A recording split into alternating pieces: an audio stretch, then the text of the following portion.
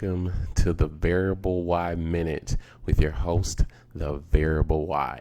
Did you guys see all that new animation that we got? Do you like it? I love it. I'm so excited that you guys have joined me tonight. I told you we are going to get some new stuff. I told you we got some new technology coming. I told you it's all on the way. Do you see the new microphone that we got? Man, I'm telling you, we are doing really big things now. We've got the little background up here. It's the pale wall that I have. It's the clear wall that I have, I guess I should say.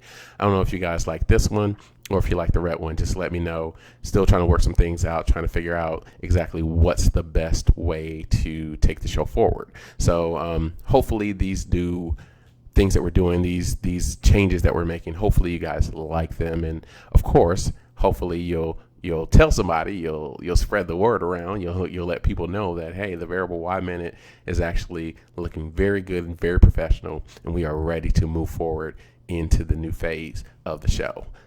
Got to put my earphones back in.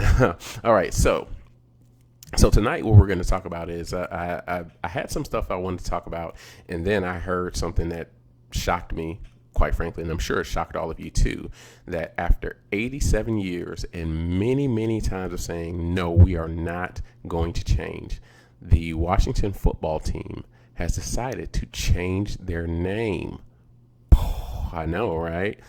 They're going to change their name. So the owner, Dan Snyder, after being pressured, not just by some of the people in the audience, not just by some of the people who find this name offensive, but now some of the money is saying, hey man, in this political climate, in this time, this day and time, we can't keep going with this. So the people who run FedEx, the CEO of FedEx, reached out to him, and I think he's a minority owner on the team, reached out to him and said, hey, we have to pull our money out if this is going to be the case. And then some other people reached in too. I heard Nike, I heard Pepsi, all have reached out to him and said, hey, we have to pull money. If it's going to be like this, we're going to have to pull our money out. We can't keep going like this. We can't keep acting like this is just okay. Like, we're not offending people with this name. And again, like I said before, Dan Snyder was very headstrong about it. He was very steadfast about saying, no, I'm not changing the name. I don't care what happens. But of course, we all know what talks and what doesn't, right? So Dan Snyder is going to change the name of the Washington football team. Like I said, after 87 years, that's a long time, and many, many people have tried to fight this with him. Many people think, oh, it's not offensive. This is a term of endearment, but clearly there have been some people who have been offended by this, and it's time that this name changes. So now what I want to know from you guys is, because I don't think they've come up with a name just yet. So what I want to know from you guys is a couple of things. Number one, all right, how do you feel about this? I know there are going to be some people who say, oh my gosh, I'm being political, blah, blah, blah. Whatever. And then for the other question is, what do you guys think the name should be?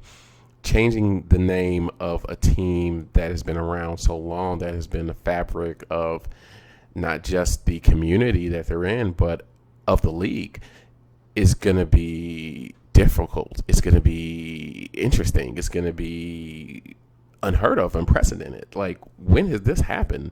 This hasn't happened. I don't believe this has happened in pro sports. I can't tell you the last time a team changed their name staying in the same place. Well, no, I think the Devil Rays shortened Devil to just change the name to Rays.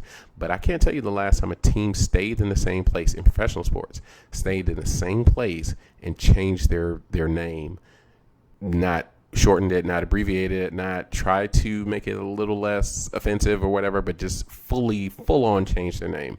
So I think this is going to be very, very interesting. And then also, a third question is one I just thought up. Do you think all names that are representative of Native Americans, do you think all those names should change?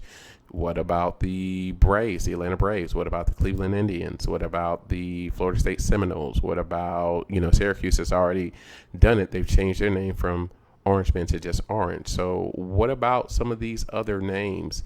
And what do you think about that? I remember when I first went away to college, I went to, at the time it was called the State University of West Georgia, and their mascot was the Braves.